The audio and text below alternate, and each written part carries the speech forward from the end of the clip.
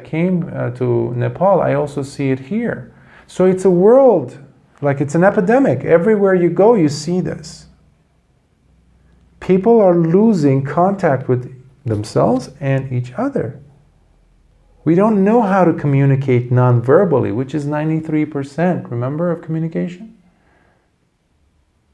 So now is the perfect time to practice the Brahmaviharas, first with ourselves. So when you're doing science, a scientific experiment, when you're trying to do a math equation, when you're solving a problem, you always need to understand the problem well first. What is the problem? You will go and study the problem before you think about the solution, because most of the solution is found inside the problem, if you understood it well. And that's what the Buddha was doing 26 centuries ago. See, Buddhism is not about pessimism. Pessimism is looking at things negatively, right? When somebody from outside looks at the Dhamma and says, oh, Buddhism was all about dukkha, suffering. No. No. The Buddha was saying, he looked around and he said, there is suffering. He didn't say life is suffering. He said there is suffering, which is a totally different thing than life is suffering. That's pessimism. So when you're looking at these incongruities in life, these disconnecting points, and then we look at the Brahmaviharas, for example, we look at compassion. What is compassion? Anyone? Give me an example of compassion. It's big in Vajrayana. In Mayana also, of course. Actually, also in Theravada. That's where the other two come from. If you want to see a perfect example of compassion, is in the Buddha. He didn't have to teach the Dhamma. He attained what he always wanted to. But he saw what was happening around him and he wanted to share that. See, you cannot have karuna or compassion without love. Karuna is looking at someone, maybe in pain, and loving them enough, loving them so completely as you allow them to experience that.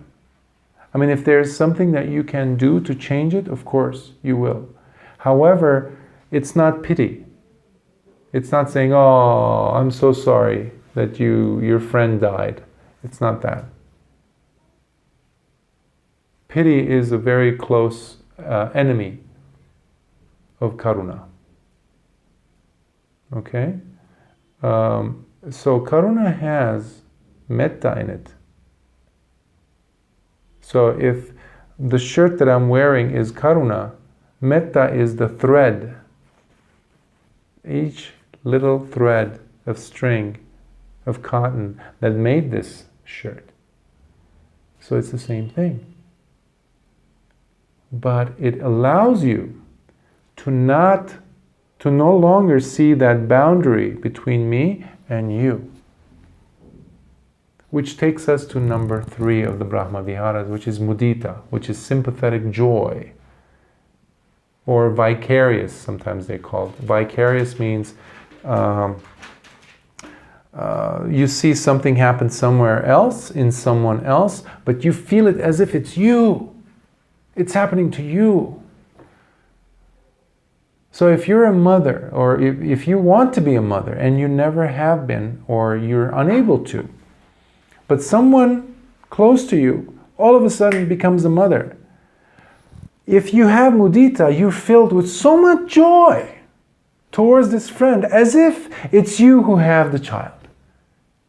So there's no more boundary between me and this thing. I feel what they're feeling. Okay? That's such a powerful and high state. So you see what's happening here. Metta builds the ground, and then it develops into karuna. And karuna becomes so full. If I actually fill more water into this cup, what happens? Spills, and everything else around it gets to taste the water. And they feel if it's cool. And that's mudita. And when you have that, when mudita is there, meanwhile the energy of the intensity is becoming less and less, and you're behaving more like a balance. So if you wanted to be a mother and you haven't been, and you try and try, you're not being able to, and your friend becomes a mother without trying, and you're seeing their happiness as your happiness, slowly, slowly, slowly, there is no more greed inside of you. There's no more lobha. There's no more craving. Oh, how come she has it and I don't? There's no more of that. So what's happening is, there isn't this movement. There's more of this. And more of this. And all of a sudden there's this. You have a house, earthquake happens. Right? A few years ago here, major earthquake. You lose your house. Your mind is this, equanimous. And that is upekkha, which also is number 4 of the Brahmaviharas. Upekkha inside of it is very much full of love, in essence. But the love that upekkha has is so relaxed, is so calm, that it doesn't get this, into this perturbance, we call it, of fluctuation. And that is the state of a Buddha. That is the state of an Arahant. That is the state of an awakened person. You know, there's a story in the Nikayas of the 2 chief disciples. Do you remember who they were? Sariputta and Moggallana, the 2 chief disciples of the Buddha.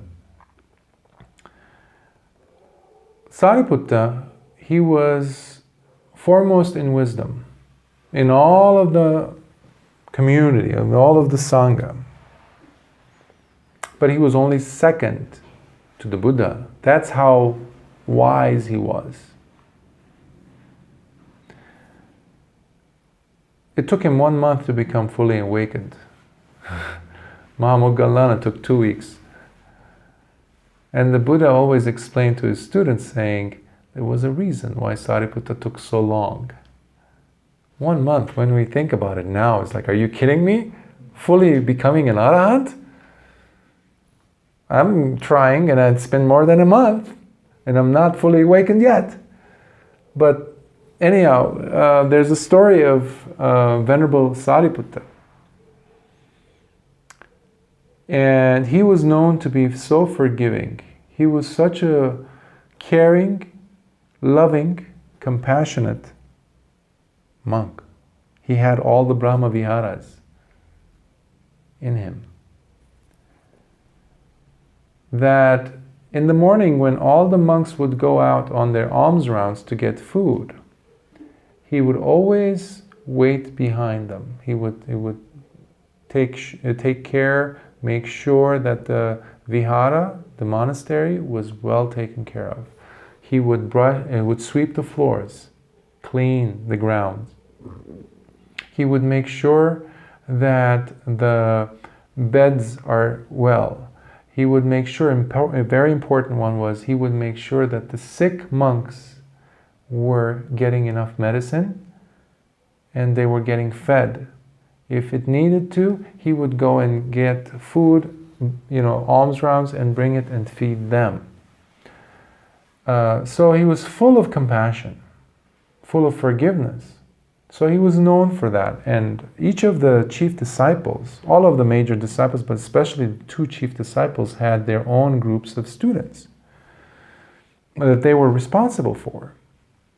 So one day, while Venerable Sariputta's students are discussing how patient and loving their teacher is, Venerable Sariputta, there was one Brahmin. He was not a Buddhist, he was not obviously a monk. He was hearing them talk and describe in such grandeur, in such high regard, Venerable Sariputta's patience. And he said, I can make him angry. You're just mistaken. He's just a man. I will prove you wrong. And he waits. And Venerable Sariputta comes to the city on his alms bowl with his alms, to collect his food. And this Brahmin, without Venerable Sariputta seeing anything, he comes and hits him on the back of his body. Full force. And Venerable Sariputta shakes a little bit, is startled, and then he just continues his walk with his face completely unchanged. Upekka. Balanced. No grudges, no hatred, no like, who did that to me? None of that. Meanwhile, his students, their jaws dropped. They're like, what did this fool do to our teacher? So they were going to get this person. This man saw what he did, and he just falls on his knees because he saw what they were saying about Venerable Sariputta. Because he saw how he's patient. And he couldn't hold it anymore. He started crying. He started crying because this was a holy man. This was truly someone different. And he goes in front of Venerable Sariputta, bows down in tears and says, Venerable, I am so terribly sorry for hitting you. I'm so sorry, please forgive me. And he says, you're forgiven. Like that. And then he says, because he's a wealthy Brahmin, he says, please, Venerable, I invite you to come to my home for your lunch. Would you please accept as my form of apology? And he says, yes. Because one of the things that the Buddha always told his monastics was always accept if there aren't any ulterior motives in the dana. Accept the people's generosity. And that's one of the reasons why they do the pindapada, the walking with the alms bowl to get food. It's not necessarily for their bodies or for them to get food, but also an opportunity for lay people to be generous. And by doing that, we can gain a lot of merit. So out of compassion, Venerable Sariputta said yes, because there's a hope that this person can wake up. So he goes and has lunch in this house. On the way out, Venerable Sariputta's students gather on this man and they want to beat him. These are monks. Monks want to beat this man. Why? Because he hit Venerable Sariputta. And then Venerable Sariputta turns around and says, what are you doing? And they stop and they say, Venerable, you're our teacher. This man insulted you, assaulted you, hit you. And he says, who did he hit? And they said, you. He said, if this Brahmin hit me, I already forgave him. So what's the problem? Anyhow, it ends there, and the monks go to the monastery and they tell Lord Buddha as to what happened. And the Buddha smiles. And he says, Venerable Sariputta is like Mother Earth. Mother Earth accepts everything. We toss dead bodies. Yesterday I was at a cremation grounds and I saw what happens to the bodies. they burn them and they toss them into the river. That eventually goes into the ground.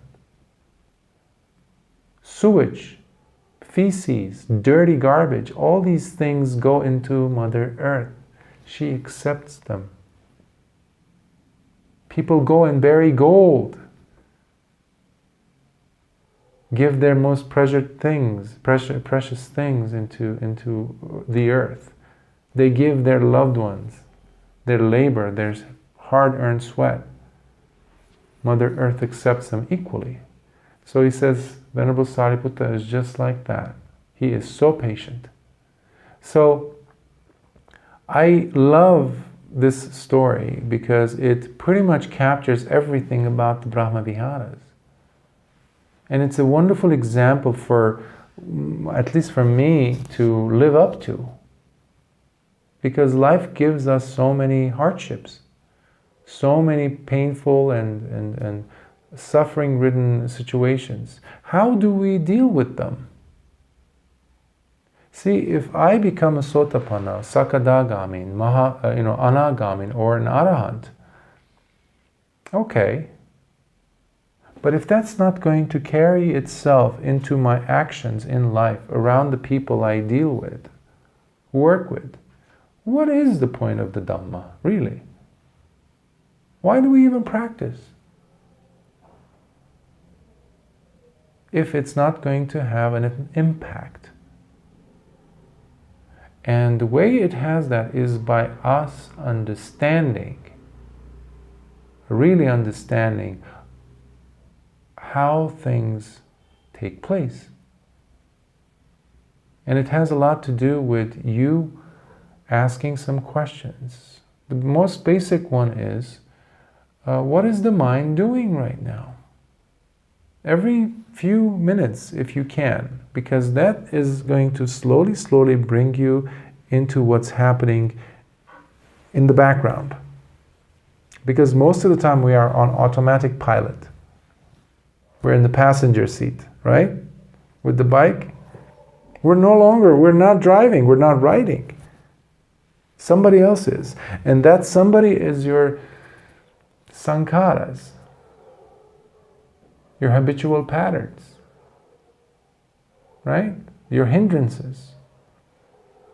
So when you say, what am I doing? What is the mind doing right now?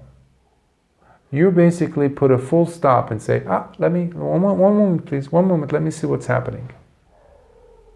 If you're eating your food, when you're eating your food, if it's your most favorite dish your mom made or you made or somebody made for you and you're like, momo, right? You guys love momo. I've tried it. It's pretty good. Right? Okay, you're tasting it. Oh, it's the best recipe. Oh, like, how are you eating it? Ask yourself, what is the mind doing? Am I attached? There's 5 of them, and I ate 4, and there's 1 left. Ooh, I'm going to jump on it. What is that? That's greed. So by you asking, what is the mind doing? And you identify greed. And when it's finished, or your brother or sister or somebody comes and eats that, or your partner eats the other one, the last one is like, you get angry. What is that? You ate the last piece of momo. So it's happening all around us, all the time. The defilements, the hindrances are all there.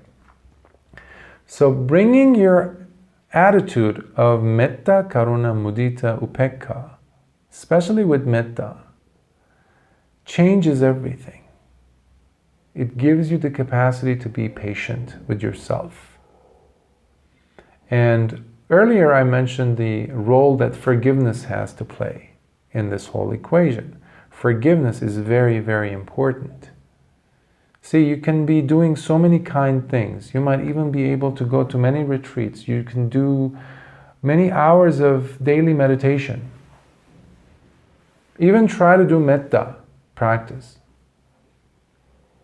You won't go far in your practice.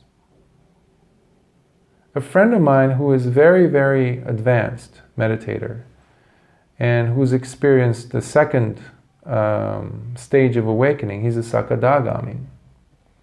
And by the way, you will, when you practice the Brahmaviharas, you will attain Nibbana. It's real. It does happen. At the moment. Yes. I know people who are Sotapannas, I know people who are Sakadagamis.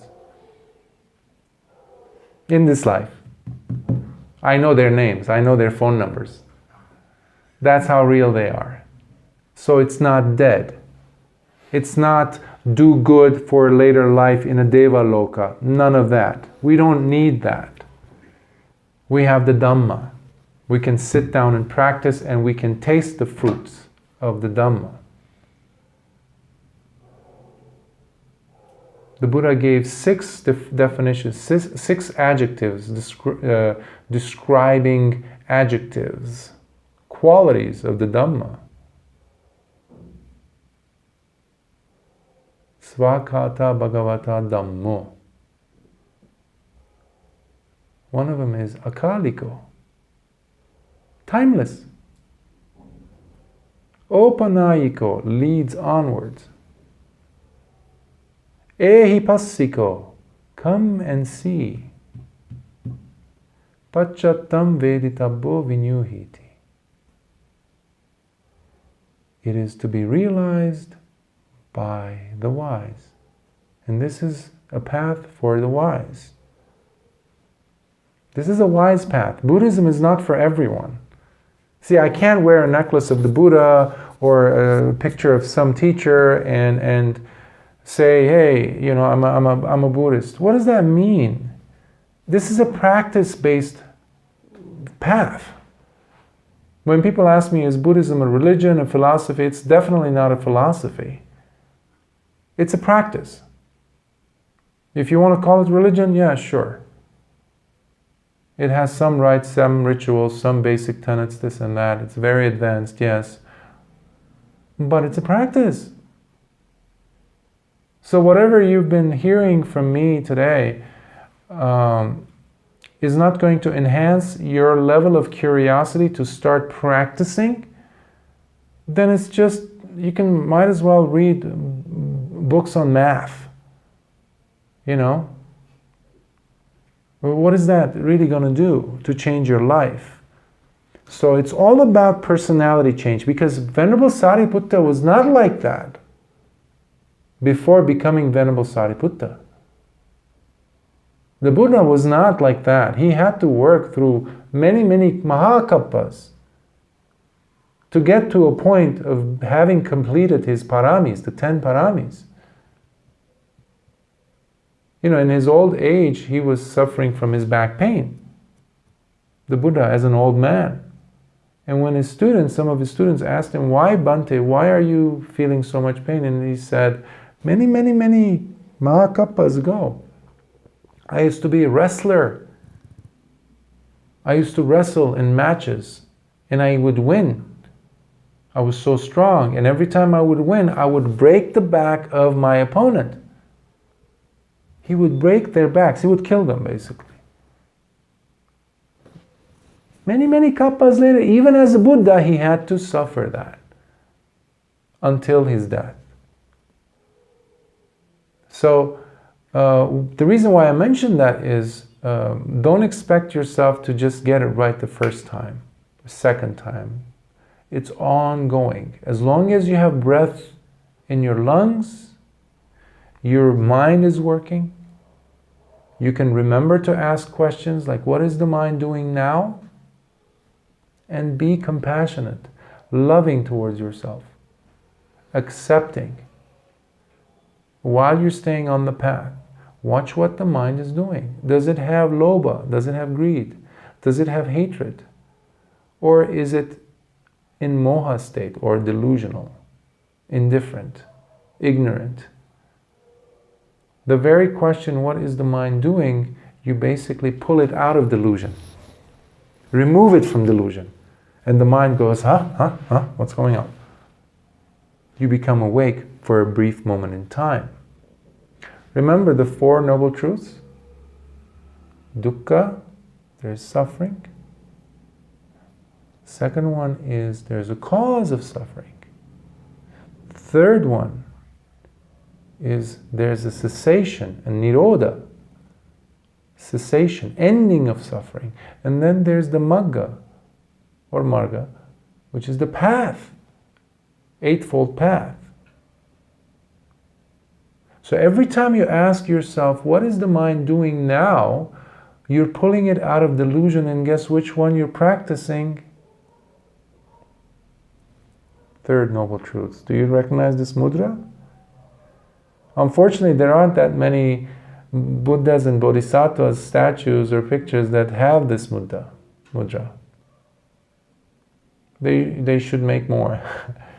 Because Buddhism is not about this. It's about this.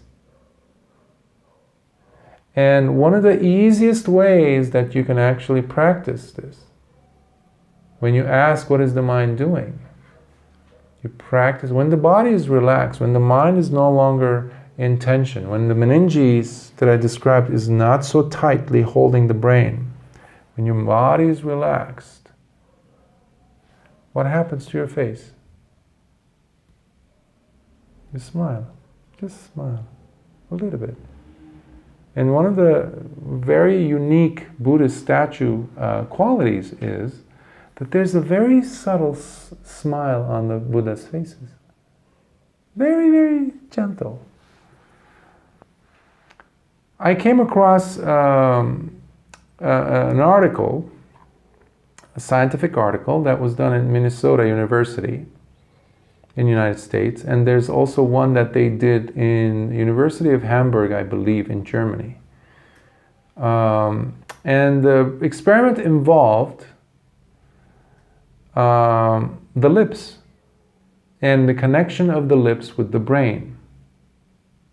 Parts of the brain that get functioned in a certain way, releasing certain types of neurotransmitters or molecules, certain types of protein, depending on the motion of the corners of your lips.